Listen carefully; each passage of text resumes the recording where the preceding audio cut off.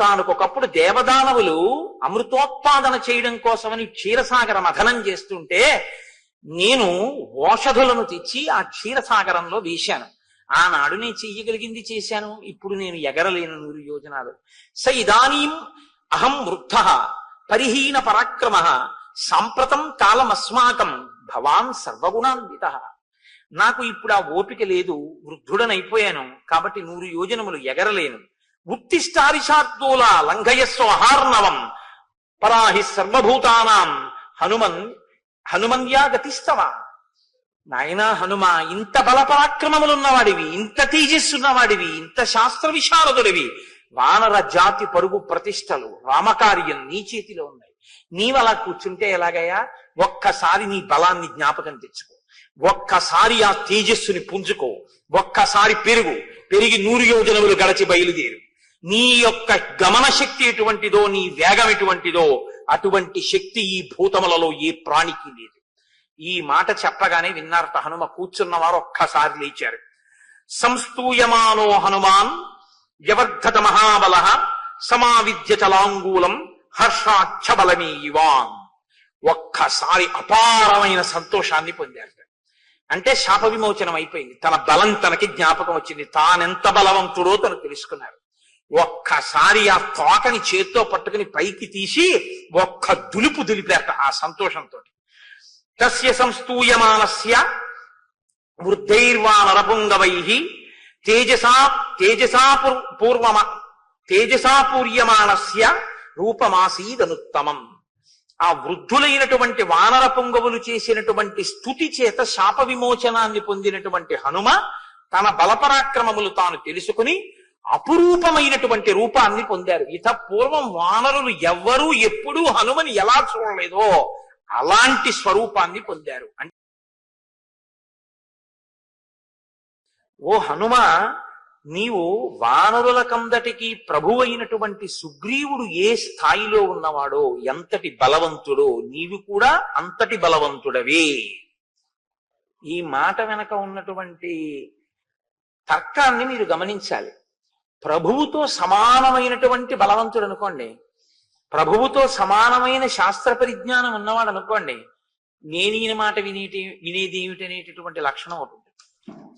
కానీ ప్రభువుతో సమానమైన వాడైనా ప్రభుత్వాన్ని గౌరవించేటటువంటి వాడైనా ఆ బలాలు ఎప్పుడు చూసుకోడు. ఆయన సింహాసనం మీద ఉన్నాడు, నేను ఆయన మాట వినాలి. ఇది వినయం.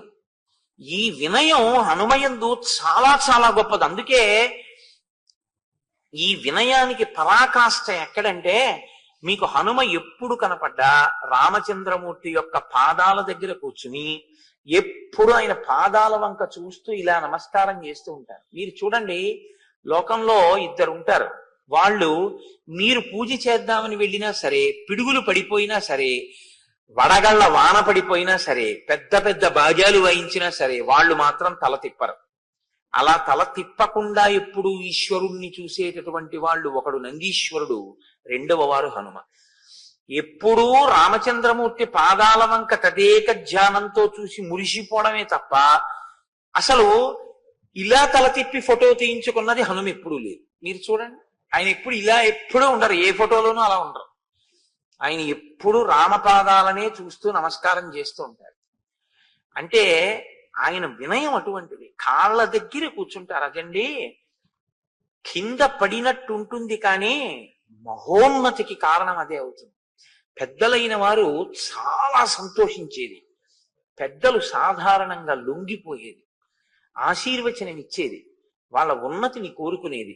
మనసులో వాళ్ళ పేరు గుర్తొస్తే ఓ ఆయన వృద్ధిలోకి రావాలి, ఆయన ఆయుష్మంతుడు కావాలి అని తలుచుకునేది. దేనివల్ల తెలుసా? ఆ వినయం వల్లే. అసలు ఆ వినయం అన్నది లేకపోతే పెద్దలైన వారు ఆ దరిదాపులకి రానివ్వరు. వాళ్ళ మనసులో మిదిలే అవకాశం కూడా ఉండదు, మనసులో స్థానాన్ని పొందలేదు. మీరు ఎవరికి వినయం ఉంటుందో వారు బాగా దగ్గరవుతారు.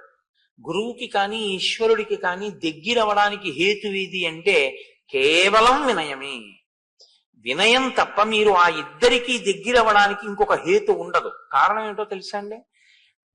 లోకంలో ఇంకా మిగిలిన ఏ అనుబంధానికి దగ్గర అవ్వాలన్నా బాహ్య కారణాలు ఉంటాయి. ఒక భర్తకి భార్య దగ్గర అవ్వడానికి ఒక ప్రేమ ఏదో కారణం ఉంటుంది.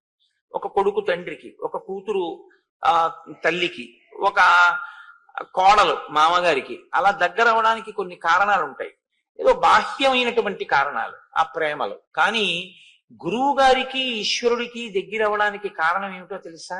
వినయం ఒక్కటే కారణం. ఎందుకు వినయాన్ని అడుగుతారు అని మీరు నన్ను ప్రశ్న వేయచ్చు. వాళ్ళకి ఇవ్వడానికి వాళ్ళు కోరుకున్నది నీ వద్ద లేదు. ఎందుకో తెలుసా అండి ఈ మాట నేను అంటున్నాను? వారికి అసలు కోరికుంటే తృప్తి ఉంటుంది. తృప్తి ఎప్పుడు ఉంటుందండి? కోరికుంటే. ఇప్పుడు నాకు తృప్తి అన్న మాట ఒకటి, ఇప్పుడు నాకు కోరికుంటే, నాకు ఏదో గుంటూరులో ఒక జిలేబీ తినాలి అని నాకు కోరిక వచ్చింది అనుకోండి, పట్టుకొచ్చి హరిప్రసాద్ గారు నాకు జిలేబీ పెట్టారనుకోండి, నేను తింటే నాకు తృప్తి. అసలు నాకు దేని మీద వ్యామోహం లేదు. మీరు తీసుకొచ్చి అక్కడ పెట్టినా నాకు దాని మీద ఏం అనురక్తి లేదు. నేను తినాలని నేనేం కోరిక పడను అనుకోండి. నేనంటే అలా అన్నానని మీరు అనుకోవద్దు. నేను ఇంద్రియ చాపల్యం ఉన్నవాడిని, నేనేం గొప్పవాడిని అని చెప్పట్లేదు, ఒక ఉదాహరణ చెప్తున్నాను అంతే. ఇప్పుడు నాకు తృప్తి మీరు ఎలా తీసుకొస్తారు చెప్పండి? నాకే కోరిక లేదు. ఏ కోరిక లేని నాకు మీరు ఏం చేసి తృప్తినిస్తారు? మీరు ఒకవేళ బలవంతంగా తీసుకొచ్చి రామచంద్రమూర్తికి బంగారు కవచం ఎలా కట్టారో అలా కట్టినా, తీసా పక్కన పారేసినా వెళ్ళిపోతాను అనుకో, నాకు దాని గురించి పట్టింపు లేదు. అది ఒక గడ్డి పరక, రెండూ నా దృష్టిలో ఒకటి. ఇప్పుడు ఇచ్చి మీ తృప్తి ఏమో, పుచ్చుకుని నాకేం తృప్తి లేదు. నా తృప్తి మీకు కావాలనుకుంటే మీరు వినయంగా ఉండడం ఒకటే తృప్తి. అది ఎవరి విషయంలో? గురువు విషయంలో. నా విషయంలో అన్నది ఉదాహరణ బాగా అర్థం అవుతుందని చెప్పాను తప్ప నేను ఆ స్థాయిని నేను చెప్పట్లేదు. అప్పుడు నాకు అహంకారం అవుతుంది. ఏమీ ఆశించని వాడు గురువు కనుక ఆ గురువు దేనికి లొంగుతాడు?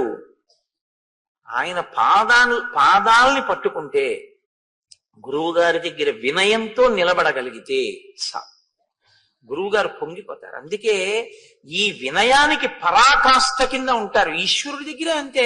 మీరు ఈశ్వరుడికి ఏమి ఇస్తారండి? మిమ్మల్నే ఈశ్వరుడు సృష్టించాడు. మీ ఊపిరితిత్తులు ఈశ్వరుడు ఇచ్చాడు, మీ గుండెకాయ ఈశ్వరుడు ఇచ్చాడు, మీ మూత్రపిండాలు ఈశ్వరుడు పెట్టాడు, మీ మాట ఈశ్వరుడు ఇచ్చాడు, మీరు తినడానికి పదార్థాలు ఈశ్వరుడు ఇస్తున్నాడు, పచనం ఆయన చేస్తున్నాడు, జీర్ణం ఆయన చేస్తున్నాడు. ఆయనకి మీరేమి ఇస్తారు? యాపిల్ పండు మీరు సృష్టించారేంటి? ఈశ్వరుడు సృష్టించాడు. యాపిల్ పండు కొనడానికి డబ్బు మీరు సృష్టించారేంటి? శక్తి మీకు ఇచ్చి మీకు ఉద్యోగం చేయించి డబ్బు ఇప్పిస్తున్నాడు. అన్నీ ఆయన ఇచ్చినవే. అన్నీ ఆయన ఇస్తే మీరేం ఇస్తారు ఈశ్వరుడికి? ఈశ్వరా, నువ్విచ్చింది నీకు ఇవ్వడం తప్ప నేను ఇవ్వగలిగిందన్నది నాకు లేదన్నది ఈ భావనే నివేదన. ఈ భావన మీకు కలిగిందనుకోండి, అది వినయానికి పరాకాష్ఠ. అదే నివేదన. ఆ నివేదన యొక్క ఫలితము ప్రసాదం. ఆ ప్రసాదము ఈశ్వరుని అనుగ్రహము. ఆ అనుగ్రహము మీ ఆ మనసుకి పరిపుష్టినిస్తుంది భక్తికి. అందుకే లోపలికి పులిహార పళ్ళెం పెడుతుంటే బట్ట వేసి తీసుకెడతారు, బయటికి తీసుకొచ్చి చేతిలో పెడితే కళ్ళకద్దుకు తింటారు. ఎందుకని? అది ప్రసాదం. ఈశ్వరుడికి చూపిస్తే ప్రసాదం, ఈశ్వరుడికి చూపించకపోతే పులిహారం. ప్రసాదంగా అనుభవించడం అంటే ఇవన్నీ ఈశ్వరుడివే అని నమ్మగలగడం. కాబట్టి ఈశ్వరుడికి మీరేమి ఇస్తారు? నేనేమి ఇవ్వలేను అనుకున్నప్పుడు వినయంతో కిందకి ఉండడమే. ఎంత పెద్దవారు మీరని లోకమంతా అంటున్నా, నా పెద్దరికం ఏమిటండి? నా పెద్దరికం అంతా ఆయన ఇచ్చిందని ఆయన పాదాల దగ్గర కూర్చుంటాడు తప్ప ఎప్పుడూ సమానంగా కూర్చోడు. ఇది వినయం. దీనికి గురువు లొంగుతాడు, దీనికి ఈశ్వరుడు లొంగుతాడు.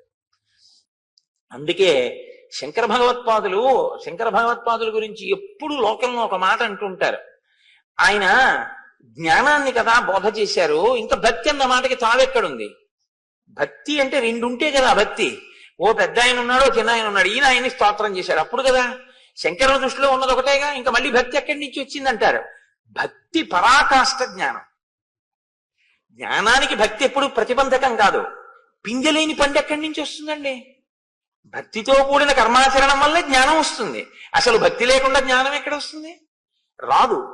కాబట్టి జ్ఞానమునకు భక్తి ప్రతిబంధకం కాదు. అందుకే శంకర భగవత్పాదులు మోక్ష సాధన సామాగ్ర్యాం భక్తిరేవ గరీయసి అని ప్రతిపాదించారు. మహానుభావుడైన జగద్గురువు. అబ్బో, శంకర భగవత్పాదులు చెప్పందేముంది?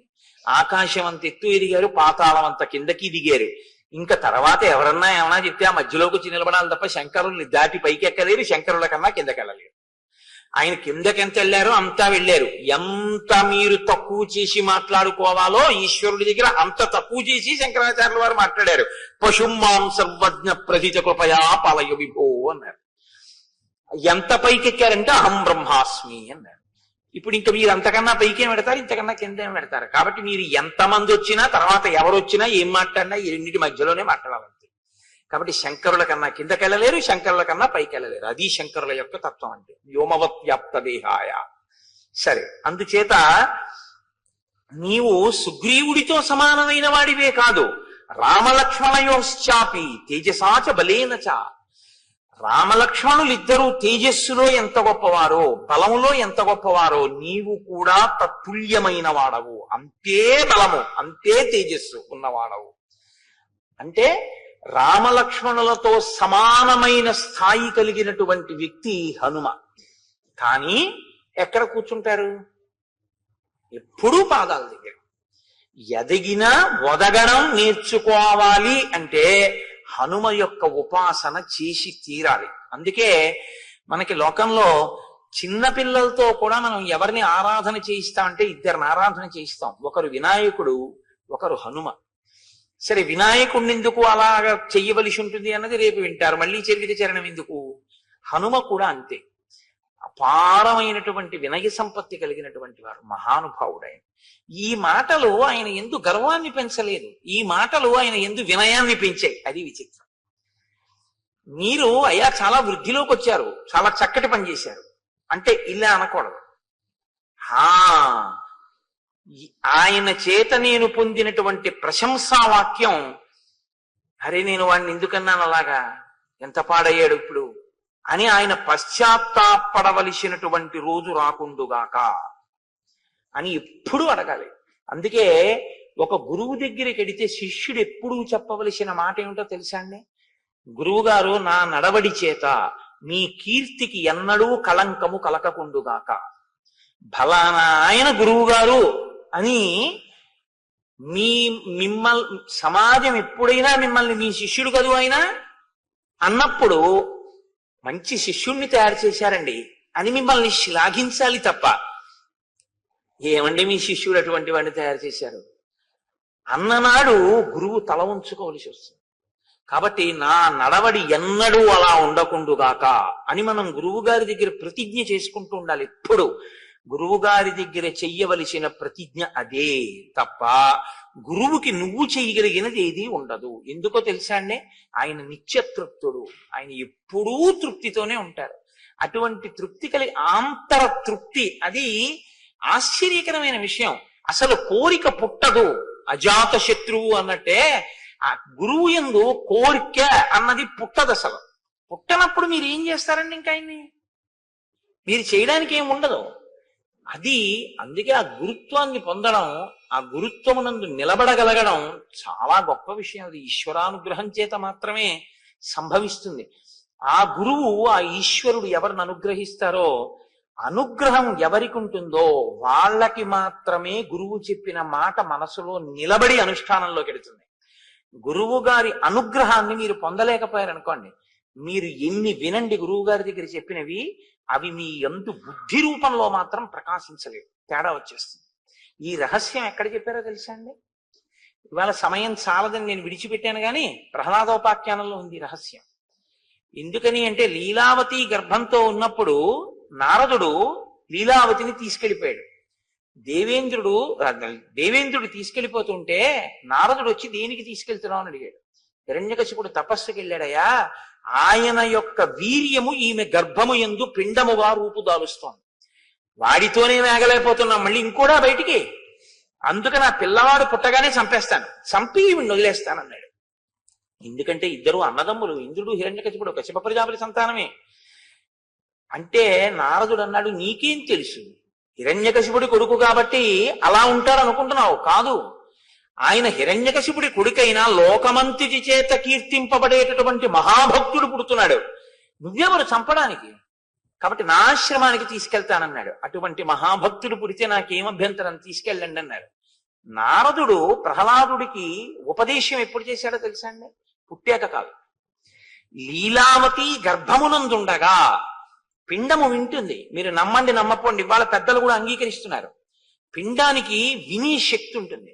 నేను మీకు ఇది నేను ఇంకా చెప్పకుండా ఉండలేను, నా వ్యక్తిగత అనుభవం అయినా నా ఇంటికి ఒకానొకప్పుడు కాకినాడలో ఒక దంపతులు వచ్చారు. వాళ్ళు అమెరికాలో ఉంటున్నారు. ఆవిడ పెళ్లి ముందు నుంచి ఏదో నేను చెప్పిన మాటలు ఆవిడకి ఏదో పాపం మంచివి అనిపించాయి. ఆవిడ వింటూ ఉంటుంది సీడీలు ఎప్పుడూను. ఆవిడ కాకతాళీయంగా ఆవిడ భర్త గారికి కూడా అంతే ప్రీతి నా సీడీలు ఎందుకు. కాబట్టి ఇద్దరికీ అదే పని, అస్తమానం వింటూ ఉండేవారట అమెరికాలో. వాళ్ళిద్దరికీ వాళ్ళ అనురాగ ఫలితంగా ఒక శిశువు ప్రాణం పోసుకుంటోంది ఆవిడ కడుపులో. ఆవిడ ఇవే వింటుండేవారు, అదే పనిగా వినేవారు. ఆ పుట్టినటువంటి పాప విరిసిపోతోంది సీతమ్మ తల్లిలా. అది పాకేటటువంటి వయసు వచ్చింది. ఆ పాకేటటువంటి పిల్లని తీసుకుని వాళ్ళు ఒకసారి నన్ను చూడడానికి వచ్చారు, మీరున్నారులా ఉంది. ఆ పాపను తీసుకుని మా ఇంటికి వచ్చారు. నాకు పేర్లు జ్ఞాపకంలో ఉండవు. తీసుకొస్తే ఆ పాప నిద్రపోతోంది మా ఇంటికి వచ్చేప్పుడు. వాళ్ళు తీసుకెళ్లి లోపల మంచం మీద పడుకోబెట్టండి అమ్మా, ఎంతసేపు ఒళ్ళో పెట్టుకుంటారన్నారు. లోపల పడుకోబెట్టారు. దానికి తెలివి వచ్చింది. తెలివి వచ్చిన తర్వాత తీసుకొచ్చి వాళ్ళ అమ్మగారు కింద దింపారు. దింపితే నేను అంత దూరంలో కుర్చీలో కూర్చుని మాట్లాడుతున్నాను, వాళ్ళు కూర్చుని మాట్లాడుతున్నారు. ఆ పిల్ల గబ్బ గబ్బ గబ్బ గబ్బ గబ్బ గబ్బ పాక్కుంటూ వచ్చి నా రెండు కాళ్ళు పట్టుకుని ఇలా తలెత్తి చూస్తాను. నేను దాన్ని ఎత్తుకుని తొడ మీద కూర్చోబెట్టుకున్నాను. తొడ మీద కూర్చోబెట్టుకుని ఏమమ్మా ఏం అలా చూస్తున్నావు అన్నాను. అది ఇంట్లోంచి వెళ్ళిపోయే వరకు నేను మాట్లాడుతుంటే అది నా నోటి వంక ముఖం వంక అలా చూస్తూనే ఉంది. అంటే అది తల్లిగారి గర్భంలో ఉండగా నా మాటలు అదే పనిగా విని అది నిద్రపోతున్నది నా మాటలకు ఉలిక్కి పడి లేచింది. నేను ఇన్ని నెలలుగా వింటున్న మాటలు ఈ శరీరంలోంచే వస్తున్నాయన్నమాట. అందుకని అది నా నోటిని నా ముఖాన్ని ఆశ్చర్యంగా అలా చూస్తూ కూర్చుంది ఒళ్ళో. కాబట్టి వింటాయి గర్భస్థ పిండాలు. నారదుడు చెప్పినటువంటి మాటలు లీలావతి తల ఊపుతూ వింది. లోపల ప్రహ్లాదుడు విన్నాడు. ప్రహ్లాదుడు బయటికి వచ్చాడు. లీలావతి అంతఃపురానికి వెళ్ళింది. అంతఃపురంతో ప్రహ్లాదుడు వెళ్ళాడు. లీలావతి మరిచిపోయింది, ప్రహ్లాదుడికి గుర్తుండిపోయింది. ఇది రాక్షసుల పిల్లలతో చెప్తూ ప్రహ్లాదుడు ఒక రహస్యం చెప్పాడు. ఆయన అన్నాడు, వెల్లిగొన నాటి నుండి అనుగ్రహం చేత, గురువు గారి యొక్క అనుగ్రహం చేత. గురువు యొక్క అనుగ్రహం ఈశ్వరానుగ్రహం ఎక్కడుంటాయో అక్కడ గురువు గారి నోటి వెంట వచ్చినటువంటి మాటల్ని మరిచిపోవడం ఉండదు. మనసు తిప్పి తిప్పి తిప్పి తిప్పి అనుష్ఠానంలోకి తీసుకొస్తుంది. అది లేదనుకోండి మరుపు కిందకి వెళ్ళిపోతుంది. కాబట్టి ఒక్కొక్కరి యందు విన్న విషయాలు, తెలుసుకున్న విషయాలు ఇంకా వినయం వైపుకి తీసుకెడతాయి. కారణం ఏమిటంటే అది కారణజన్ములంటే. తప్ప మీరు ఫలానా వారితో సమానం అండి అన్నారు అనుకోండి, అంతే. ఇంకా వారే ఉందండి వాళ్ళతో సమానం అంటే ఇంకేమిటి అహంకారం. అలా అంటారు కానండి, ఆయన నేను సమానమా, అసలు నన్ను మాట్లాడిస్తున్నది ఆయన మహానుభావుడు అనగలిగితే నీకు వినయం ఉన్నట్టు. కాబట్టి చూడండి, హనుమన్ హరిరాజస్య సుగ్రీవస్య సమోహ్యసి రామలక్ష్మణయోశ్చాపి తేజసాచ బలేన చ. తేజస్సు యందు బలము యందు నువ్వు రామలక్ష్మణులతో సమానమైనటువంటి వాడివి. అరిష్టనేమిన పుత్రో వైనతేయో మహాబల గరుత్మానితి విఖ్యాత ఉత్తమ సర్వపక్షిణాం. బహుశో హి మయా దృష్ట సాగరే స మహాబల భుజగానుద్ధరన్ పక్షి మహావేగో మహాయశాహ. వైనతేయుడై కశ్యప ప్రజాపతికి వినతయందు జన్మించినటువంటి సంతానంలో ఒకడైనటువంటి గరుత్మంతుడు అపారమైన వేగంతో సముద్రంలో ఉండేటటువంటి పావుల్ని తన్నుకుపోతుండగా నేను ఎన్నో పర్యాయాలు చూశాను. ఆ సముద్రంలో ఉండేటటువంటి పావుల్ని తన్నుకుపోయేటటువంటి గరుత్మంతుని యొక్క వేగము ఎంతగా ఉంటుందో నీ వేగము కూడా తత్తుల్యముగా ఉంటుంది. అంత వేగమున్నవాడివి. బలం బుద్ధిశ్చ తేజశ్చ సత్వంచ హరిపుంగవ విశిష్టం సర్వభూతేషు కిమాత్మానన్న బుద్ధ్యసే. మహానుభావ, నీ బలము, నీ బుద్ధి, నీ తేజస్సు, నీ సత్వము సమస్త భూతముల కన్నా గొప్పవి. నీతో సమానమైన భూతమే లేదు. భూతము అంటే ప్రాణి. అసలు నీతో సమానమైనటువంటి ప్రాణి లేదు ఈ లోకంలో. అంతటి బుద్ధి, అటువంటి బలం, అటువంటి తేజస్సు ఉన్నవాడివి. అటువంటి వాడివి ఇలా కూర్చుని ఉంటావా? నీవు ఇంత తేజస్సుతో ఇంత గొప్పవాడిగా పుట్టడం అన్నది నీవు పుట్టిన తరువాత సంపాదించుకున్నది కాదు. నీకు పుట్టుకయందే అనుగ్రహింపబడినది. అసలు పుట్టి పుట్టగానే నీకు వచ్చింది. నీ జన్మయే కారణ జన్మ. ఏదో ప్రయోజనం లేకుండా నీకింత బలం కలగదు, ఏదో కారణం లేకుండా నీకింత తేజస్సు ఇవ్వరు. కాబట్టి ఇంతటి తేజోమూర్తిగా నువ్వు జన్మించావు. ఇక్కడ ఎప్పుడూ కూడా మీరు ఒకటి గమనించవలసి ఉంటుంది. మీరు ఇటువంటి విషయాలు వినేటప్పుడు కారణ జన్మల యొక్క జన్మకి సంబంధించినటువంటి విషయాన్ని లౌకికమైనటువంటి దృష్టితో మీరు విచారణ చేయకూడదు ఎప్పుడు కూడా. ఎందుకో తెలుసా అండి, అది పరాశక్తి యొక్క అనుగ్రహం చేత జన్మిస్తారు. అందుకే అసలు ఒక్కొక్క మహానుభావుడు జన్మించేటప్పుడు ఆయన జన్మిస్తే అటువంటి గొప్ప తేజోమూర్తిని భరించగలిగినటువంటి క్షేత్రం ఉండదు.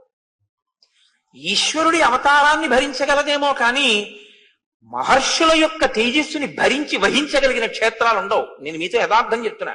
రామచంద్రమూర్తిని కనగలిగిన కడుపు ఉంటుందేమో, వశిష్ఠ మహర్షిని కనగలిగిన కడుపు ఉండదు. అందుకే వాళ్ళు కుంభసంభవులు. ఒక కలశలోంచి ఉద్భవించారు వాళ్ళు. కారణం ఏమిటంటే ఆ తేజస్సుని భరించడం కష్టం. సుబ్రహ్మణ్యోత్పత్తిలో మీరు విన్నారు, ఏ క్షేత్రం భరించగలిగింది ఈశ్వర తేజస్సుని? అవి భరించలేదు. కాబట్టి భరించగలిగినటువంటి క్షేత్రము యందు ప్రవేశపెడతారు. ఆ తేజస్సుని ప్రవేశపెట్టి ఆ తేజస్సుతో కలిపి కారణజన్ములుగా వస్తారు తప్ప ఒక పతివ్రత యొక్క శీలాన్ని హరించడం లక్షణంగా దేవతలు ప్రవేశపెట్టారు. అందుకే శీలాపహరణం లేకుండా యోగ్యమైన క్షేత్రమునందు తేజస్సు ప్రవేశపెట్టి ఆ రూపంగా పుడితే తప్ప దేవతా కార్యం జరగదు అంటే ఆ రూపంగా జన్మించడానికి వీలుగా గర్భస్థం చేస్తారు. అందుకే శ్రీరామాయణంలో చాలా మంది వానరులు ఆశ్చర్యకరమైనటువంటి జన్మలు స్వీకరించిన వారు. అలా పుట్టిన వాళ్ళల్లో వాలిసుగ్రీవులు కూడా స్త్రీ యందు జన్మించిన వారు కారు. వృక్షకరజస్సు అని ఆయన గురించి ఉత్తర రామాయణంలో చాలా విశేషంగా ఉంది.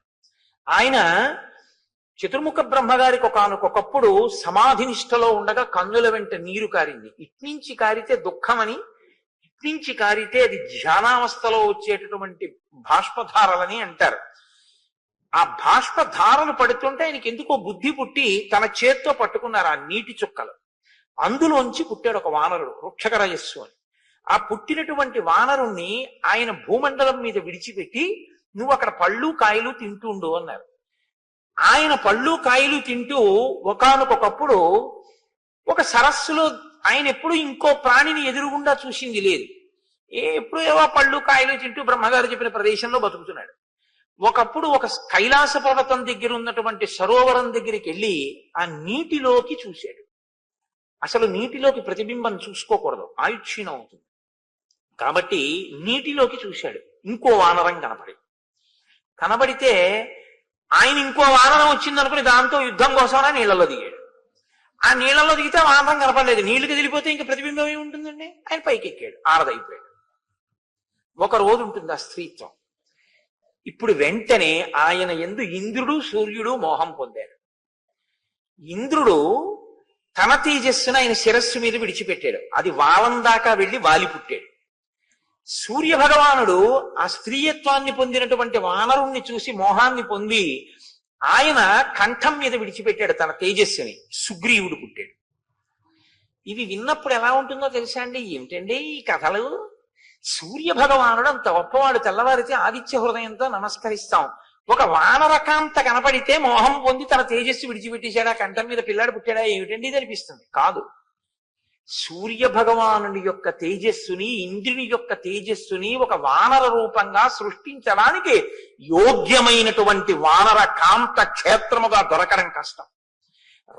రామచంద్రమూర్తికి సాయపడడానికి తొందరగా రావాలి వానరాంశలన్నీ, బ్రహ్మగారి ఆదేశం.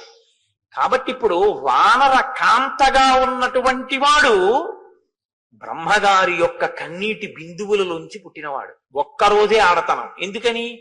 పార్వతీదేవి ఒకనాడు ఆ నీటిలో స్నానం చేస్తుంటే రాక్షసుడు ఆడవేషాలతో వచ్చి స్నానం చేశారు. అందులో ఆవిడ గ్రహించలేదు. ఇందులో స్నానం చేసిన వాడు ఆడదైపోతుంది ఒక రోజు అందావిడ. కాబట్టి ఒక రోజు ఆడదయ్యింది వృక్షకరజస్సు. ఇప్పుడు తొందరగా వాళ్ళ యొక్క తేజస్సుల్ని ఆ కంఠమునందు తోకయందు ప్రవేశపెట్టి ఇద్దరు కుమారులు జన్మించేటట్టు చేశారు. అయితే మీరు నన్ను మళ్ళీ ఇంకో ప్రశ్న వేయచ్చు. జన్మించారనుకోండి, మరి ఇంద్ర తేజస్సు వాలి రాముడికి పనికి రాలేదుగా అని మీరు ఒక మాట నన్ను అడగచ్చు. పనికొచ్చాడు రామకార్యానికి వాలి. ఎక్కడ పనికొచ్చాడో తెలుసా అండి? వాలి రూపంలో దుందుభి, మాయావి ఇలాంటి చాలా పెద్ద పెద్ద రాక్షసులందరినీ ఆయన చక్కబెట్టేసి ఆయన రాముడి చేతిలో వెళ్ళిపోయాడు. అయితే రామావతారం వచ్చిన తర్వాత వీళ్ళందరినీ ఆయన నిగ్రహించాలంటే ఎంతకాలం, ఎంత సమయం పడుతుంది? మాటలా వీళ్ళందరూ చేరితే ఓ చోటికి చేరకుండా వాలి వీళ్ళందరినీ చంపేశాడు. వాలిని ఆయన చంపేశాడు. కాబట్టి అక్కడతో గొడవ తెలిపోయింది. ఇంకా వాలి రావణుడితో కలవక ముందు చంపేశాడు. సుగ్రీవుడు రామకార్యానికి పనికి రావాలి, అందుకని సుగ్రీవుడికి వానరాధిపత్యం ఇచ్చాడు. మళ్ళీ శ్రీరామాయణంలో ఉన్నటువంటి ఆ జననములను మీరు చూస్తే చాలా ఆశ్చర్యంగా ఉంటాయి. కాబట్టి ఇప్పుడు మీరు హనుమ యొక్క ఆవిర్భావాన్ని కూడా అటువంటి పవిత్రమైన దృష్టికోణంతో వినవలసి ఉంటుంది తప్ప ఇదంతా ఏదో పరిహాసం కోసమో. వాల్మీకి మహర్షి ఆచమనం చేస్తే బ్రహ్మగారి యొక్క అనుగ్రహంతో సత్యము భాసిస్తే ఆయనకి కనపడితే రచించినటువంటి కావ్యం వాల్మీకి రామాయణం. కాబట్టి అందులో ఒక్క అబద్ధం లేదు. చిట్ట చివర ఫలశ్రుతిలో చెప్తారు, ఒక మాట ఇందులో అమృతము లేదు అని చెప్తారు. కాబట్టి ఇప్పుడు జాంబవంతుడు చెప్తున్నాడు. జాంబవంతుడు ఎందుకు చెప్పగలడు ఇవన్నీ?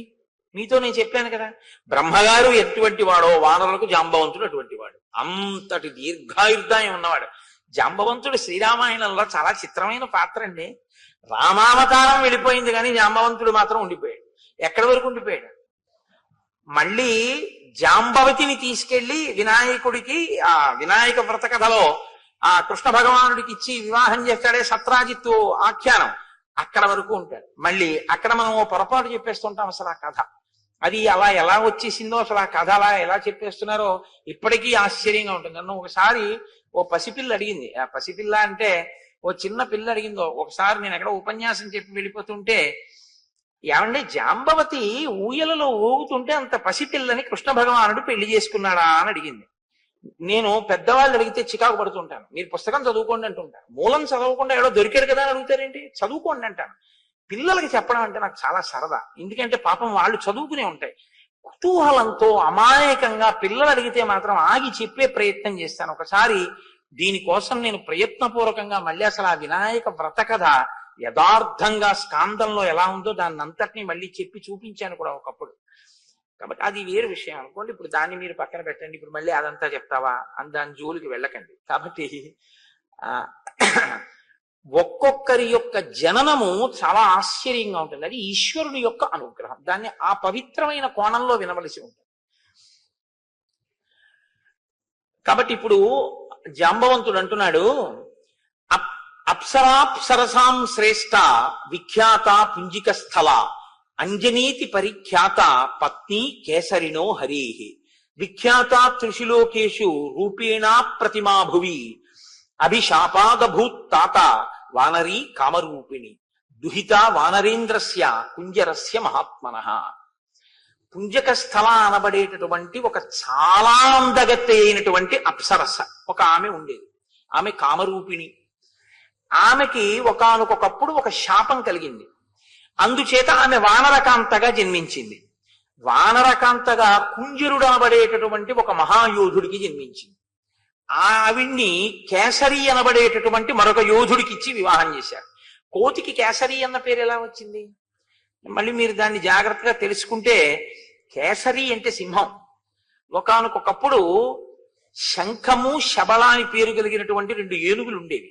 అవి భరద్వాజ మహర్షి యొక్క ఆశ్రమ ప్రాంతంలో ఋషుల్ని చాలా ఇబ్బంది పెట్టి రాత్రికి రాత్రి వచ్చి ఆశ్రమాల మీద పడి ఆశ్రమాలని ధ్వంసం చేస్తుండే. ఆ 2 ఏనుగుల్ని నిగ్రహించగలిగినటువంటి బలవంతుడెవరు అని ఆలోచిస్తున్న కాలంలో ఈయన అంజనాదేవి భర్త అయినటువంటి వానరుడు ఆ 2 ఏనుగులతో యుద్ధం చేసి వాటిని మట్టు పెట్టాడు. 2 ఏనుగుల్ని ఏకకాలంలో చంపినవాడు కాబట్టి భరద్వాజ మహర్షి సింహం లాంటి వాడివి అని కేసరి అని బిరుదునామం ఇచ్చారు. ఆ బిరుదునామమే ఆయనకి లోకంలో ఉండిపోయింది. ఉండిపోయిన ఆ కేసరికి అంజనాదేవినిచ్చి వివాహం చేశారు. ఎవరి అంజనాదేవి? పుంజక స్థల అన్న అప్సరసయే. ఆమె శాపవశాత్తు కుంజరుడికి వానరకాంతగా జన్మిస్తే ఆ వానరకాంతనే తీసుకొచ్చి ఈ కేసరికి ఇచ్చి వివాహం చేశారు. ఆమె పేరు అంజన. ఇప్పుడు ఈమె ఒక అప్సరస, కానీ వానరకాంతగా ఉంది, చాలా గొప్ప అందగత్తె, కామరూపిణి. ఆమె ఎప్పుడు ఏ రూపం కావాలంటే ఆ రూపాన్ని పొందుతుంది. ఆమె ఒకనాటి సాయంకాలం ఒక పర్వత శిఖరం మీద నిలబడింది. నిలబడి ఉండగా వాయువు మనసా వచ్చి ఆమెని కౌగిలించుకున్నాడు. ఎవడి ధూర్తుడు నా పాతివ్రత్యాన్ని భంగపరిచే ప్రయత్నం చేసినవాడు అని ఆవిడ అడిగింది. అడిగితే ఆయన వెంటనే ఒక మాట చెప్పారు. ఆయన అన్నారు, ఎందుచేతనంటే చాలా గొప్ప కారణజన్ముడు రావాలి, ఆయన వస్తే తప్ప రామాయణాన్ని ఒడ్డుకు చేర్చడం ఒక సాధ్యం కాదు. కాబట్టి ఇప్పుడు శివ తేజస్సు, వాయువు శివుని యొక్క అష్టమూర్తుల్లో ఒకటి. అంత తేలికగా ఆ అవతారం రావడం సంభవం కాదు. చాలా జాగ్రత్తగా క్షేత్రమునందు చేరవలసి ఉంటుంది, అది సుబ్రహ్మణ్యోత్పత్తిలాగా. కాబట్టి వాయు అన్నారు, నత్వాం హింసామి శుశ్రోణి మా భూత్తే సుభగే భయం మనసాస్మి గతో యత్వాం పరిష్వజ్య యశస్వినీం అని పిలిచారు. యశస్వినీం, ఓ కీర్తి కలదానా, మహాపతివ్రతవు అన్న కీర్తి నీకుంది. అమ్మా, నీ కీర్తిని చెరపడానికి వచ్చిన వాణ్ణి కాదు, దేవతా కార్యము నిర్వహింపబడడానికి ఒక అత్యంత తేజోవంతుడైనటువంటి పిల్లవాడొకడు వానరుడిగా జన్మించాలి. నువ్వు వానర కాంతగా ఉన్నావు, కాబట్టి నా తేజస్సుని మనసా చేరుస్తాను.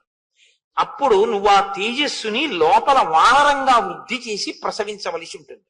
ఆ వానర రూపంతో వచ్చినటువంటి ఆ తేజో రూపం రేపు రామకార్యానికి ఉపయోగపడుతుంది. కాదు కాదు, తదనంతరం లోకంలో రామచంద్రమూర్తిని నమ్ముకున్న ప్రతివాణ్ణి రక్షిస్తుంది. యుగాలు మారిపోయిన అంతటి మహానుభావుడు ఇప్పుడు పుట్టవలసి ఉంది.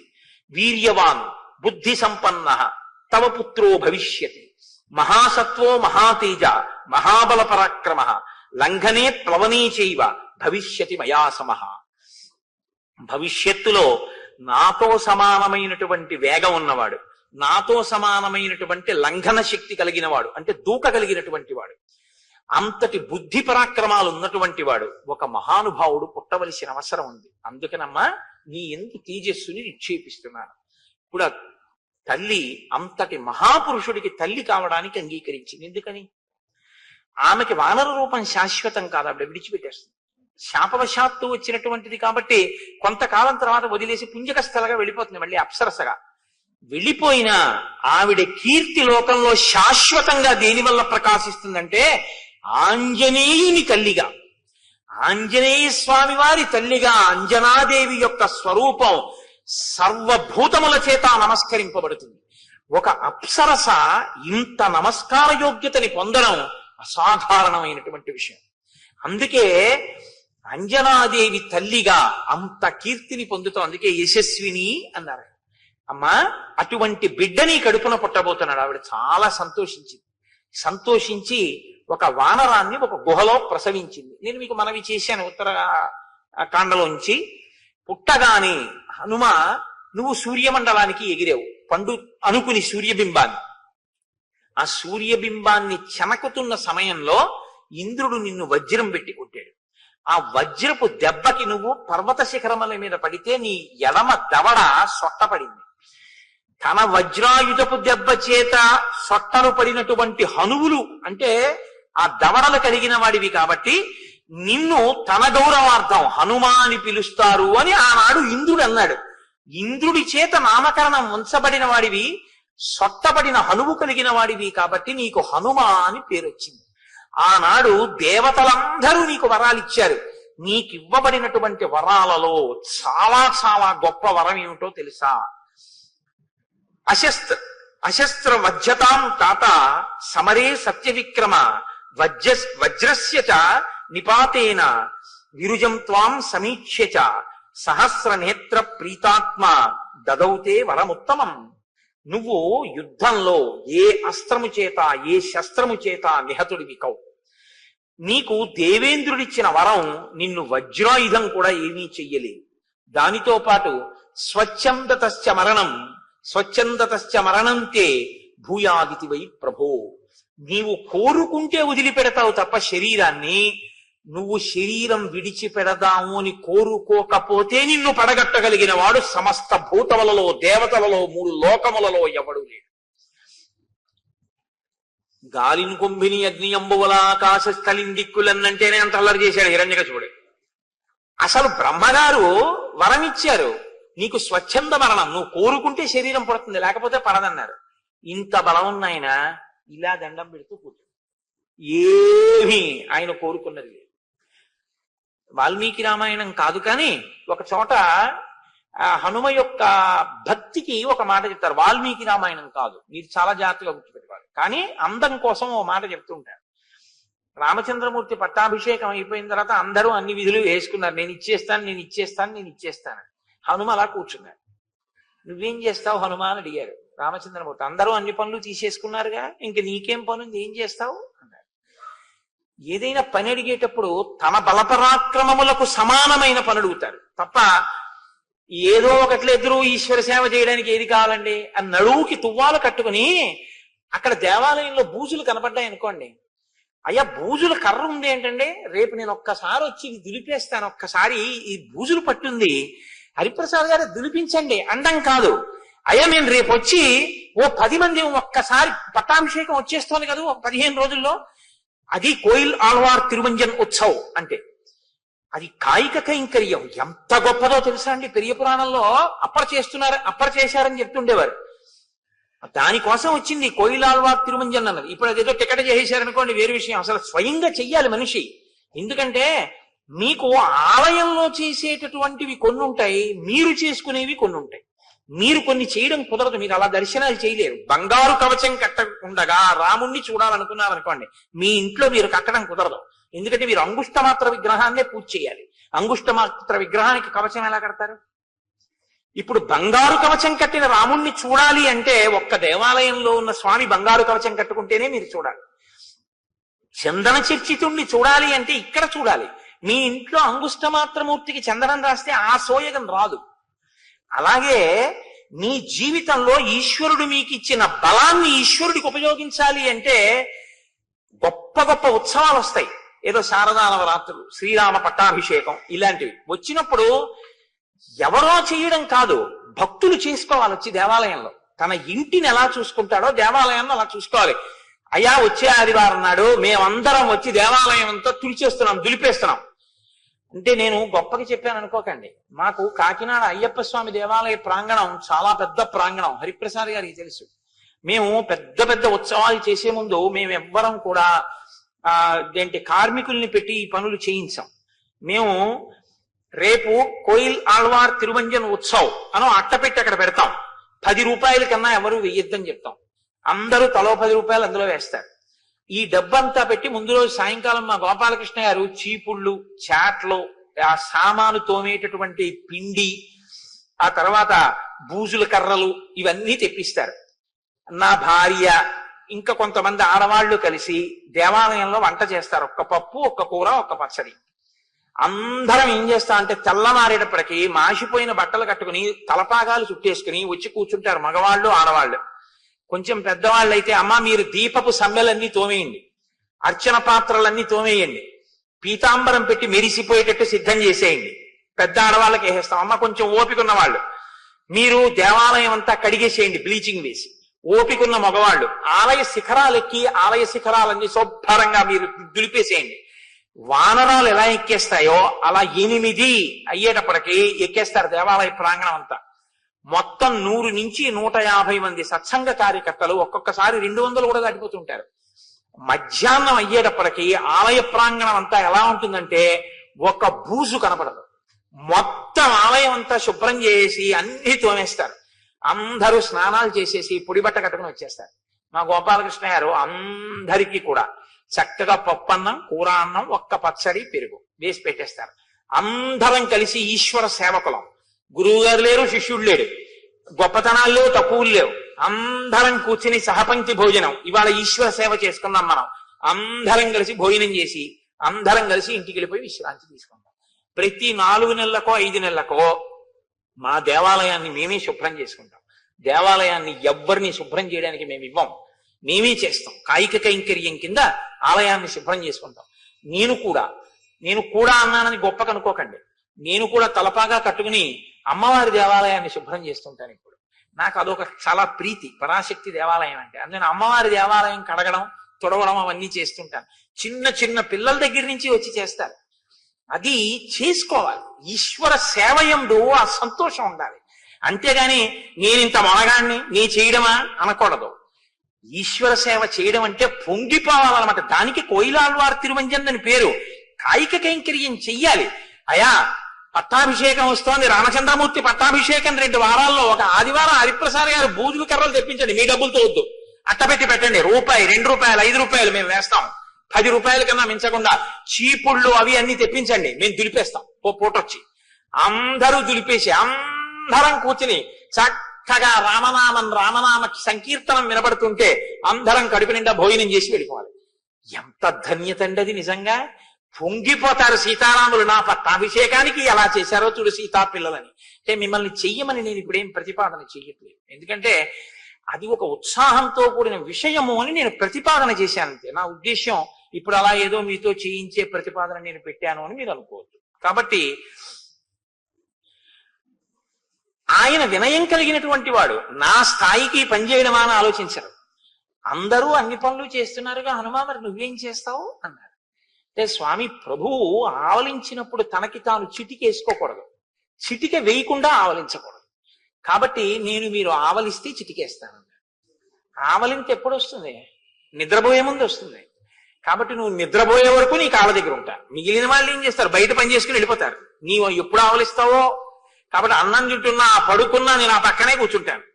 ఇంకా మా తల్లి జనకాత్మజ బొత్తిగా హనుమా ఇంకా కూర్చుంటే ఎలాగా? స్వామితో కలిసి ఏకాంత శయనంలో నేను ఉండాలి కదా అంటే వెళ్ళాలంతే. అప్పటి వరకు నీ పక్కనే కూర్చుంటా. ఏమో ఎప్పుడు ఆవలించి వస్తుందో చిటికేస్తాను. కాబట్టి ఇప్పుడు ఆయన స్థాయి చూసుకున్నారా? రామచంద్రమూర్తి దగ్గరికి చేరడానికి అది పనికొచ్చింది బాగా. స్థాయి చూసుకుని ఈశ్వర సేవ చేయకూడదు. నేనంత ఉద్యోగస్తుండండి, నీ మోహం ఈశ్వరుడు ఇస్తే వచ్చింది అది. నేను ఇంత పండితుండండి, ఈశ్వరుడు పలికిస్తే పలికావు. నేను ఇంత ఐశ్వర్యవంతుండండి, ఈశ్వరుడు ఇస్తే అనుభవిస్తున్నావు. ఏమిటవన్నీ ఈశ్వరుడు ఇచ్చిన విభూతులు. ఇన్ని ఉండి స్వామి నేను నీ కింకరుణ్ణి, ఏది బూజుల కర్ర పట్టుకున్న ఆలయాన్ని దులు. అప్పుడు నీ జీవితానికి ధన్యత అంటూ ఉంటే నీ మనవలు నీ పిల్లలు ఇంటికి వెళ్ళి, ఇవాళ నేను ఎక్కడికి వెళ్ళావో తెలుసురా? ఆలయం దులపడానికి వెళ్ళాను రా. కోయిలాళ్వార్ తిరువంజనం పట్టాభిషేకం కదూ, గుడిలో కాసేపు ఓ గోడంతా దులిపేసి వచ్చేసాను. గోడలు మేము భాగం వేసేస్తాం, ఈ గోడ నీది, ఈ 2 కిటికీలు నీవి అని. ముక్కులకి గుడ్డలు కట్టేసుకుని మా వాళ్ళు చిన్న చిన్న బ్రష్లు కూడా పెట్టుకుని దులిపేసి, పీతాంబరాలు పట్టుకుని పైకెక్కేసి, కలసలు తోమేసి, వాటర్ జెట్స్ పెట్టి కొట్టేసి, ఈ కుర్రాళ్ళందరూ పైకెక్కేసి కడిగేసి, పెంకుల మీద కూడా పక్షి రెట్ట కూడా ఉండనివ్వరు, శుభ్రంగా చేసేసి శారదా నవరాత్రులు ప్రారంభం చేస్తాం. అలా సంవత్సరంలో ఒక 2-3 పర్యాయాలు చేస్తుంటాం. ఇప్పుడు ఇక్కడి నుంచి వెళ్ళగానే బహుశా ప్రారంభం చేయవలసి ఉంటుంది. ఒకసారి దేవాలయం ఎన్నాళ్ళయిందో వెళ్ళి ఓసారి అందరం కోయిలాళ్వార్ తిరువంజన ఉత్సవం చేసుకోవాలి. అదో సంతోషం. ఆ చేయడంలో ఎంత ఆనందంగా ఉంటుందో తెలుసా అండి. ఆ చేసి అందరం కూర్చుని భోజనం చేయడంలో ఎంత సంతోషమో. తల్లి తండ్రి బిడ్డలు తిన్నట్టు ఉంటుంది. అందుకే నా భార్య ఇంకో 2 కలిసి వండేస్తారు అందరికి. అందరం కలిసి అమ్మగారు వండారు ఇవాళ అన్నం, ఎంత సంతోషమో. మా వాళ్ళకి పెద్ద పెద్ద అధికారులు ఎవరు అనుకోరు. అమ్మగారు అన్నం వండారు, అమ్మగారు పప్పు వండారు, అంతే. ఆ ఆవకాయ, ఆ కూర, ఆ పప్పు అన్నం తినేసి పొంగిపోయి ఒళ్ళు హోనం అయిపోయేటట్టు సేవ చేసేసి ఇంటికి వెళ్ళిపోతారు. ఎంత సంతోషం అండి జీవితంలో నిజంగా అలా ఈశ్వరుడికి సేవ చేయడం. కాబట్టి ఇప్పుడు అది అవాల్మీకంశం అండి. వాల్మీకంలోది కాదు. ఆవలిస్తే చిటికేస్తానన్నది. మీరు మళ్ళీ కోటేశ్వరరావు వాల్మీకి రామాయణంలో చెప్పారు, ఇది ఎక్కడుందండి ఈ శ్లోకం అని అడక్కండి. అవాల్మీకం, కానీ అందానికి నేను చెప్పాను అంతే. కాబట్టి హనుమ, నీవు కేసరి యొక్క ఔరసపుత్రుడివి, వాయుదేవుని యొక్క అంశతో జన్మించినటువంటి వాడివి, స్వచ్ఛంద మరణాన్ని వరంగా పొందిన వాడివి, ఇంత శక్తి కలిగిన వాడివి. సప్తం కేసరిణ పుత్ర క్షేత్రజో భీమ విక్రమ మారుత సౌరస పుత్ర తేజసా చాపి తత్సమ. వాయుదేవుని యొక్క ఔరసపుత్రుడివి, కేసరి అంజనాదేవుల యొక్క కుమారుడివి, పుట్టుకతోనే ఇంత బలపరాక్రమములను పొందిన వాడివి, కారణజన్ముడివి. మహానుభావ, నువ్వు ఈ కార్యం చెయ్యద్దా? ఏవి నువ్వు బలవంతుడవేగా, నువ్వెందుకు చెయ్యవు అంటావేమో. త్రివిక్రమే మయా తాత శశైలవనకానన త్రిసప్తకృత్త పృథివీ పరిక్రాంత ప్రదక్షిణం. ఒకానొకప్పుడు త్రివిక్రమావతారంతో వామనమూర్తి 3 అడుగులతో ఈ బ్రహ్మాండాన్నంతటినీ కొలిచేస్తే నేను ఆయనకి 21 మార్లు ప్రదక్షిణం చేశాను. నాకు ఓపిక ఉన్నప్పుడు నేను చెయ్యగలిగింది నేను చేసి పెట్టాను. నువ్వు చేస్తే కదా నీకు ఇంకోటికి చెప్పే అధికారం. నువ్వు చెప్పడమే తప్ప నువ్వు చేయకపోతే ఇంకోసారి చెప్పే అధికారం నీకుండదు. నువ్వు ఒకరికి చెప్పింది ఒకరు చేస్తుంటే నువ్వు కూడా చేసి వెళ్ళాలి. అప్పుడే నీకు మళ్ళీ చెప్పే అధికారం నీకు నిలబడుతుంది తప్ప నేను ఎప్పుడు చెప్పడమే తప్పండి నేను చేయడం ఏమిటంటే అనకూడదు. నువ్వు చెప్పే అధికారం నిలబెట్టుకోవాలంటే నువ్వు చెయ్యాలి. నువ్వు 10 మందిని గంధం తీయమని చెప్తే నువ్వు ఉత్తరీయం తీసేసి నువ్వు చొక్కా బనీ నిప్పేసి కాస్త గంధం తీసి వెళ్ళాలి. అంతేగాని చెప్పడానికి పనికి వచ్చింది నువ్వు చేయడానికి పనికి రాకపోతే ఇంకా వాళ్ళు ఎందుకు చేస్తారు? అదే నమ్మకం లేని ప్రవచనం అంటే అది రావణ బుద్ధి. రామబుద్ధి అయితే తను చెప్పింది తాను ఆచరించాలి. కాబట్టి తథాచౌషధయోస్మాభి సంచితా దేవశాసనాత్ నిష్పన్నం అమృతం యాభి తదా సీన్నో మహత్ఫలం. ఒకానొకప్పుడు దేవదానవులు అమృతోత్పాదన చేయడం కోసమని క్షీరసాగర మథనం చేస్తుంటే నేను ఓషధులను తెచ్చి ఆ క్షీరసాగరంలో వేశాను. ఆనాడు నేను చెయ్యగలిగింది చేశాను. ఇప్పుడు నేను ఎగరలేను 100 యోజనాలు. స ఇదానీం అహం వృద్ధ పరిహీన పరాక్రమ సాంప్రతం కాలమస్మాకం భవాన్ సర్వగుణాన్విత. నాకు ఇప్పుడు ఆ ఓపిక లేదు, వృద్ధుడనైపోయాను. కాబట్టి 100 యోజనములు ఎగరలేను. ఉత్తిష్టారిషార్దూల లంఘయస్వ అహార్ణవం పరాహి సర్వభూతానాం హనుమన్యా గతిస్తవ. నాయనా హనుమ, ఇంత బలపరాక్రమములున్నవాడివి, ఇంత తేజస్సున్నవాడివి, ఇంత శాస్త్ర విశారదుడివి, వానర జాతి పరుగు ప్రతిష్టలు రామకార్యం నీ చేతిలో ఉన్నాయి. నీవలా కూర్చుంటే ఎలాగయ్యా? ఒక్కసారి నీ బలాన్ని జ్ఞాపకం తెచ్చుకో, ఒక్కసారి ఆ తేజస్సుని పుంజుకో, ఒక్కసారి పెరిగి 100 యోజనములు గడచి బయలుదేరు. నీ యొక్క గమన శక్తి ఎటువంటిదో, నీ వేగం ఎటువంటిదో అటువంటి శక్తి ఈ భూతములలో ఏ ప్రాణికి లేదు. ఈ మాట చెప్పగానే విన్నారట హనుమ. కూర్చున్నవారు ఒక్కసారి లేచారు. సంస్తూయమానో హనుమాన్ వ్యవర్ధత మహాబల సమావిద్య చలాంగూలం హర్షాక్షబలమే యువాన్. ఒక్కసారి అపారమైన సంతోషాన్ని పొందారు. అంటే శాప విమోచనం అయిపోయింది. తన బలం తనకి జ్ఞాపకం వచ్చింది. తానెంత బలవంతుడో తను తెలుసుకున్నారు. ఒక్కసారి ఆ తోకని చేత్తో పట్టుకుని పైకి తీసి ఒక్క దులిపారట ఆ సంతోషంతో. తస్య సంస్తూయమానస్య వృద్ధైర్వానరపుంగవై తేజసాపూర్యమానస్య రూపమాసీదనుత్తమం. ఆ వృద్ధులైనటువంటి వానర పుంగవులు చేసినటువంటి స్తుతి చేత శాప విమోచనాన్ని పొందినటువంటి హనుమ తన బలపరాక్రమములు తాను తెలుసుకుని అపురూపమైనటువంటి రూపాన్ని పొందారు. ఇత పూర్వం వానరులు ఎవ్వరూ ఎప్పుడూ హనుమని ఎలా చూడలేదో అలాంటి స్వరూపాన్ని పొందారు. అంటే ఆయన ఆనందాన్ని పొంది తన బలం తన శక్తి తనకి తెలుస్తున్న కొద్దీ తను పెరిగిపోతున్నారు. అంతంత అంతంత అంతంత పెరిగిపోయి ఇప్పటి వరకు ఇలా చూసిన వాళ్ళు ఇలా ఇలా ఇలా ఇలా చూసేటట్టు పెరిగిపోతున్నారు. పర్వతకాయుడై అంతెత్తు పెరిగిపోయి యదా విజృంభతే సింహో వివృద్ధో గిరిగహ్వరే మారుత శౌరస పుత్ర తథా సంప్రతి జృంభతే. ఏమి మాటలు వేసేస్తారండి మహర్షి. గుహలో లేచినటువంటి సింహం తెరచి ఉంచినటువంటి గుహలోంచి బయటికి వచ్చేటప్పుడు ఎలా ఉంటుందో అలా ఉన్నారట స్వామి. గుహ మూసి ఉందనుకోండి, లోపల సింహం ఎలా లేచి బయటకు వస్తుందో మీకేం కనపడదు. గుహ తెరిచి ఉంటేనే మీకు కనపడుతుంది కదండి. సింహం కుక్క లేచి పరిగెత్తినట్టు పరిగెత్తదు. కుక్క లేచింది అనుకోండి, లేచింది తన అలా పరిగెత్తుకుపోతుందండి. ఓ పిల్లి లేచింది అనుకోండి, పడుకున్నది లేచి అలా పరిగెత్తుకుపోతుంది. ఓ ఆవు లేచింది అనుకోండి, పడుకున్నది లేచి మామూలుగా నిలబడుతుంది. సింహం లేస్తే అలా ఉండదు.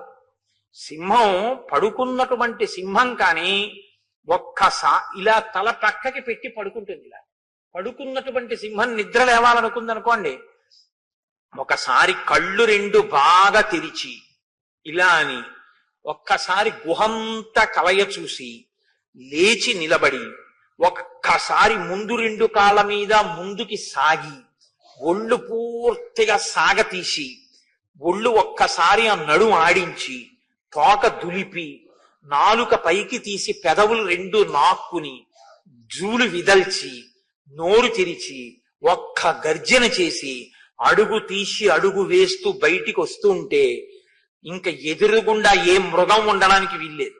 అలా ఉంటుంది దాని టీవీ, దాని నడక. ఆ సింహం ఎలా బయటికి వస్తుందో గుహలో లేచి అలా హనుమ కూడా ఒక్కసారి అటువంటి స్థితిని పొందారు. అంటే అలా లేచి ఆ ప్రతి కదలిక, ప్రతి పుంజుకోవడం, ఆ తోక జాడించడం, ఆ పైకి పెరుగుతుండడం, అది అపూర్వంగా ఇంతమంది వానరులు మన హనుమే అని ఆశ్చర్యపోతూ చూస్తూ అందరి చేతులు ఇలా కలుసుకున్నాయి. అంత గొప్ప స్వరూపాన్ని పొందుతున్నారు. ఆ ముఖం వంక చూశారట. అశోభత ముఖం తస్య జృంభమాణస్య ధీమతః అంబరీషమివాదీప్తం విధూమయివ పావకః. ఎర్రగా కాలిపోయింది అనుకోండి పెనం, ఎలా ఉంటుందో అలా కాలిపోయిన ఎర్రటి ముఖంలా ఉన్నదట ఆయన యొక్క ముఖ తేజస్సు. పొగ లేకుండా ప్రకాశిస్తున్నటువంటి అగ్ని జ్వాల చాలా గొప్పగా ఉంటుంది. పొగ ఉన్నటువంటి అగ్ని జ్వాలక అందం ఉండదు.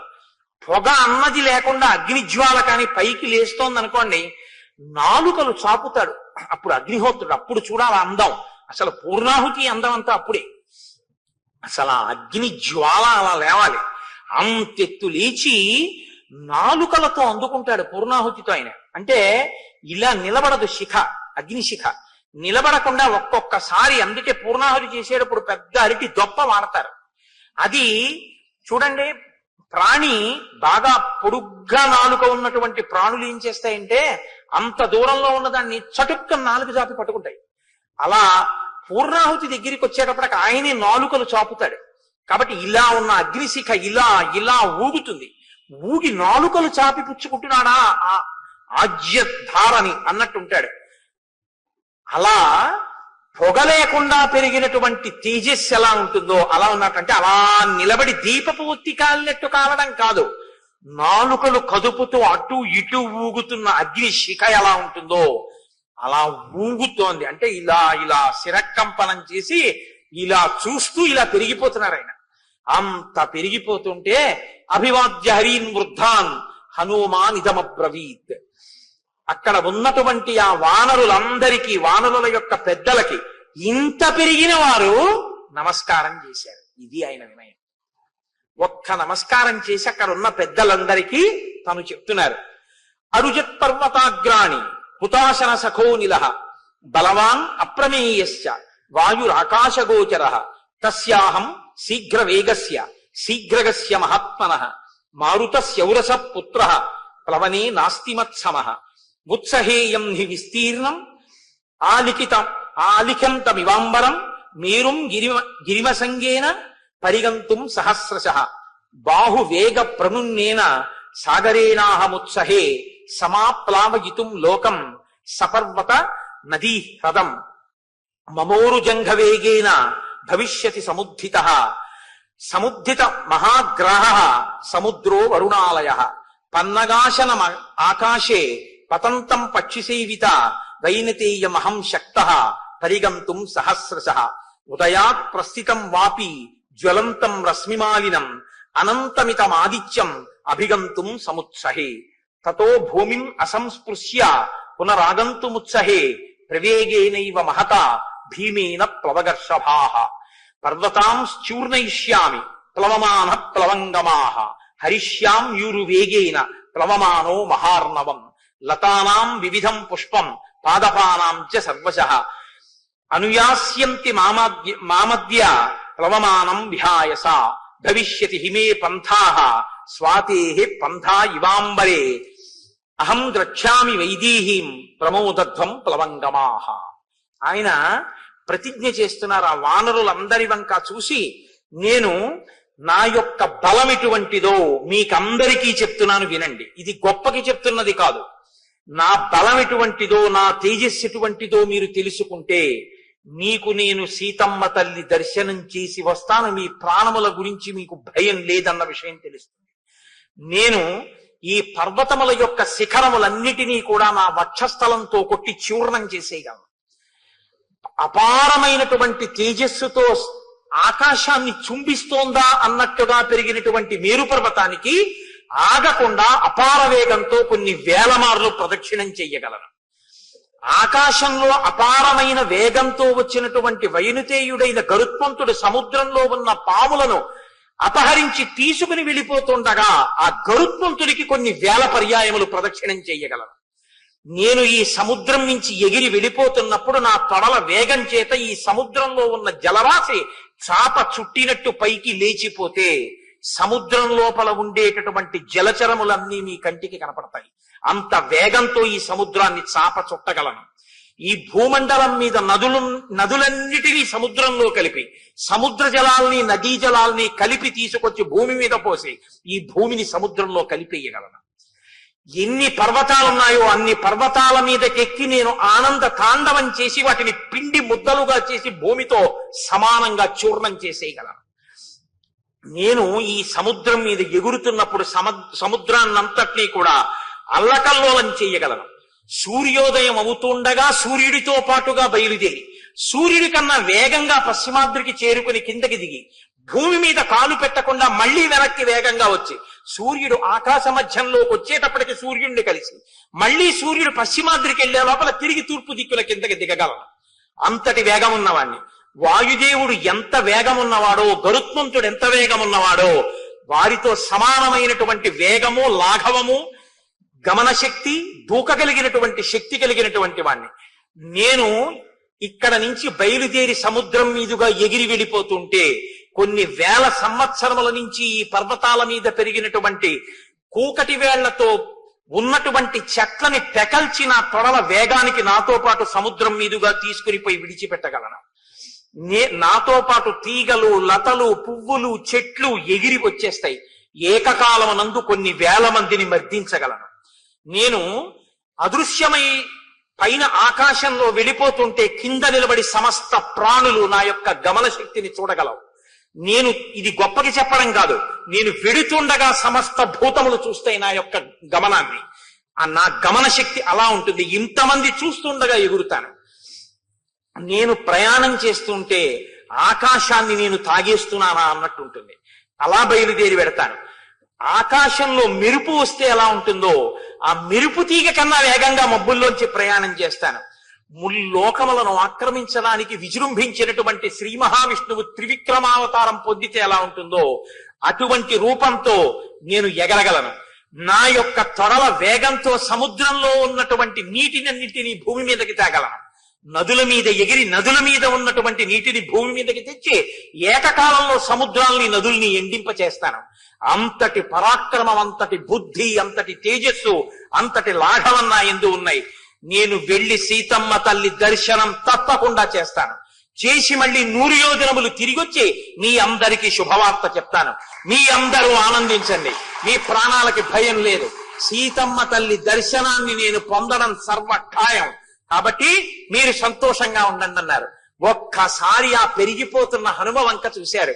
ఇక్కడ నుంచి నేను బయలుదేరితే నేను పైకి ఎగరడానికి భూమిని నా పాదములతో దట్టించి పైకి లేస్తే ఏమి పరాక్రమశాలి, ఇంతకాలం మనతో ఏమి చేతకాని వాళ్లే ఉన్నాడు అని ఆ వానరులందరూ అంటున్నారు.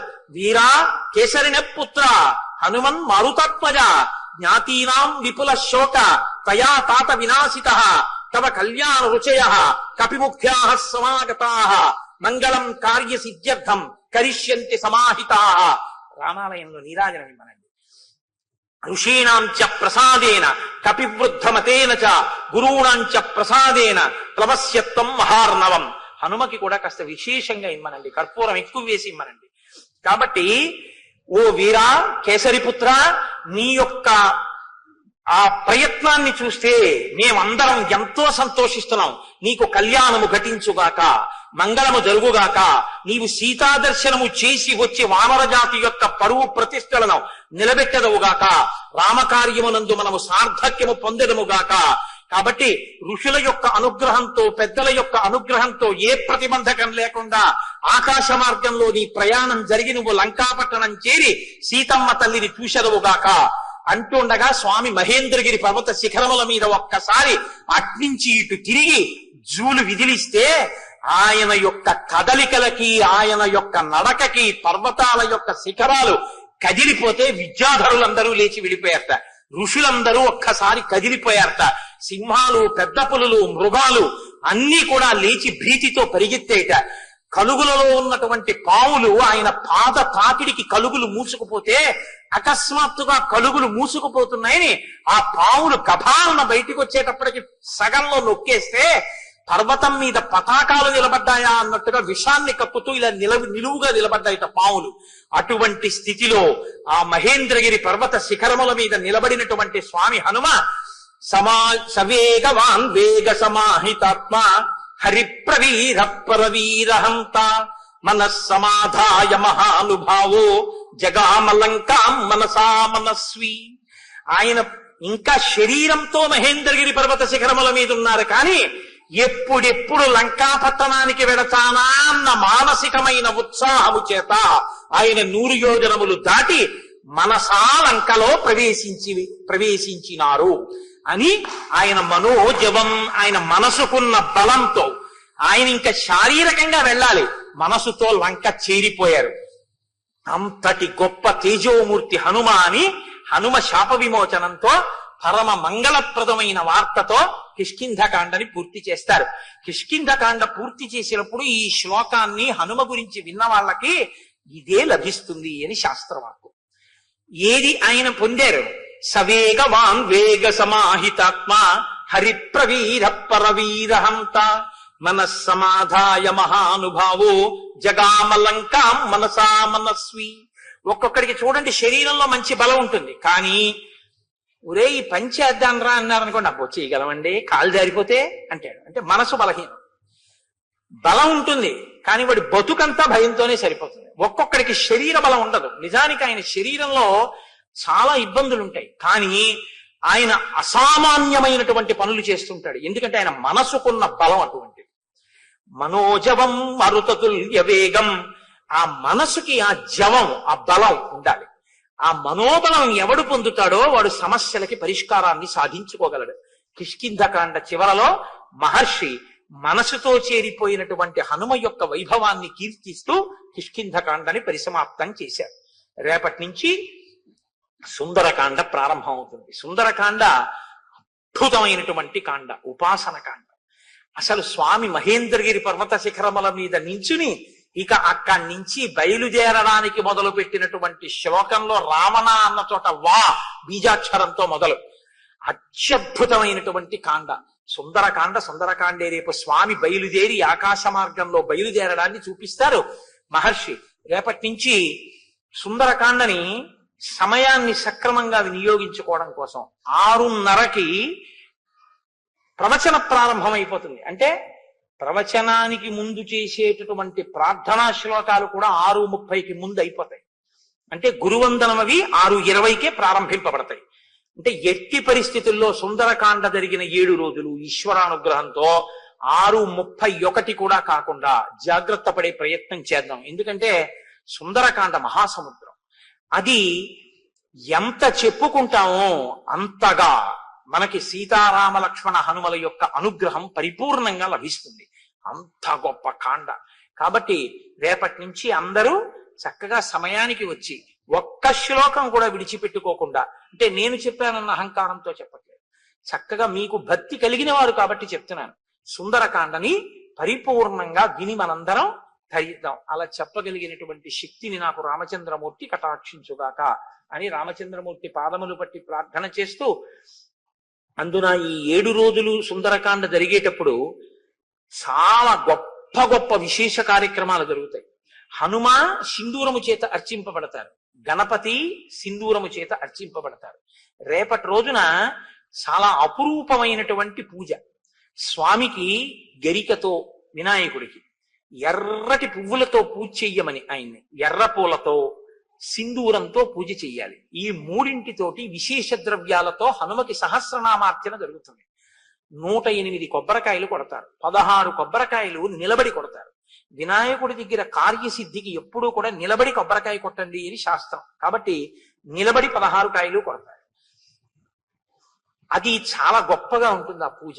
రేపు మీ అందరూ కూడా చక్కగా ఆ పూజని కూడా చూసి విఘ్నేశ్వరుడి యొక్క అనుగ్రహాన్ని పొందవచ్చు. రేపు 8 గంటలకి ఒక ప్రత్యేక ప్రసంగం చేస్తారు. మనం ప్రతి వాళ్ళకి నోటికొచ్చి ఉండాలి ఒక శ్లోకం ఒకటి. అది రాకుండా అసలు ఎవ్వరు ఉండకూడదు. సుముఖశ్చైకదంతశ్చ కపిలో గజకర్ణక లంబోదరస్య వికటో విఘ్నరాజో గణాధిప ధూమకేతుర్గణాధ్యక్ష పాలచంద్రో గజానన వక్రతుండ శూర్పకర్ణో హేరంబ స్కందపూర్వజ షోడశైతాని నామాని ఎప్పటే చుణ్యాదపి విద్యారంభే వివాహే చ ప్రవేశే నిర్గమేస్తథ సంగ్రామే సర్వకార్యేషు విఘ్నస్తస్య నజాయతే. 16 నామాలతో పిలిచారు వినాయకుడు. ఎందుకు ఆ 16 నామాలతో పిలవవలసి వచ్చింది, దానికి ఎందుకంత గొప్ప విషయాన్ని ప్రతిపాదన చేశారు? నేను ఆ 16 నామాల గురించి మీకు కనీసం అందులో కొన్ని నామాల గురించి అయినా 16 ఒకవేళ నేను పూర్తి చేయలేకపోతే చెప్తే వినాయకుని యొక్క పరిపూర్ణమైన అనుగ్రహం లభిస్తుంది. వినాయకుని యొక్క అనుగ్రహం లభిస్తే కార్యానికి అడ్డుపడినటువంటి విఘ్నం తొలగిపోతుంది, కార్యహాని జరగదు, సంకల్పాలు నెరవేరుతాయి. కాబట్టి రేపు ఉదయం 8 గంటలకి వినాయక తత్వం మీద ఒక ప్రత్యేక ప్రసంగం చేస్తాను. కాబట్టి మీలో అవకాశం ఉన్నవారు చక్కగా 8 గంటలకు వచ్చి ఆ ప్రసంగాన్ని వినండి. ప్రసంగం అయిపోయిన తర్వాత వినాయకుడికి విశేషార్చన ఉంటుంది, చక్కగా ఆ అర్చనలో పాల్గొనండి.